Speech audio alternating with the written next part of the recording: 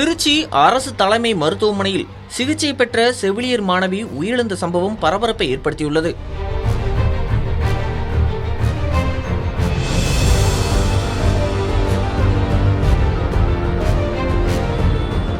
புதுக்கோட்டை மாவட்டம் குளத்தூர் தாலுகா தொண்டைமாநல்லூர் அருகே உள்ள மணக்குடிப்பட்டி கிராமத்தை சேர்ந்த சேட்டு கலைச்செல்வி தம்பதியினரின் மகள் சீதாலட்சுமி திருச்சி அரசு மருத்துவமனையில் 3ஆம் ஆண்டு செவிலியர் படித்து வருகிறார். சீதாலட்சுமிக்கு மூக்கில் சதை வளர்ச்சி ஏற்பட்டிருப்பதாக கூறப்படுகிறது. இதற்காக அவர் திருச்சி அரசு மருத்துவமனையில் சிகிச்சைக்காக அனுமதிக்கப்பட்டிருந்தார். அவரை பரிசோதித்த மருத்துவர்கள் உடனடியாக அறுவை சிகிச்சை மேற்கொள்ள வேண்டும் என தெரிவித்ததாக தகவல்கள் வெளியாகியுள்ளது. இதனைத் தொடர்ந்து நேற்று அவருக்கு அறுவை சிகிச்சை செய்யப்பட்டது.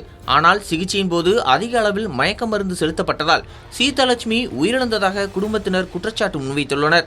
இந்த சம்பவம் மருத்துவமனை வளாகத்தில் பெரும் அதிர்ச்சியை ஏற்படுத்தியுள்ளது.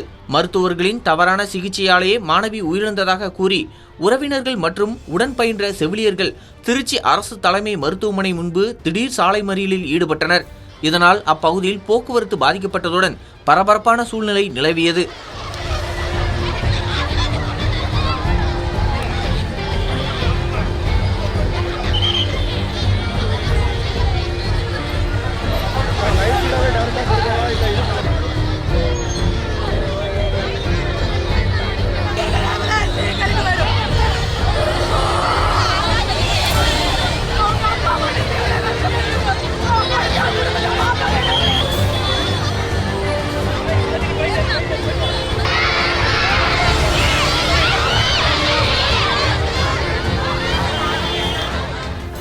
தகவல் அறிந்து சம்பவ இடத்திற்கு காவல்துறையினர் குவிக்கப்பட்டு போராட்டக்காரர்களுடன் பேச்சுவார்த்தை நடத்தி வருகின்றனர்.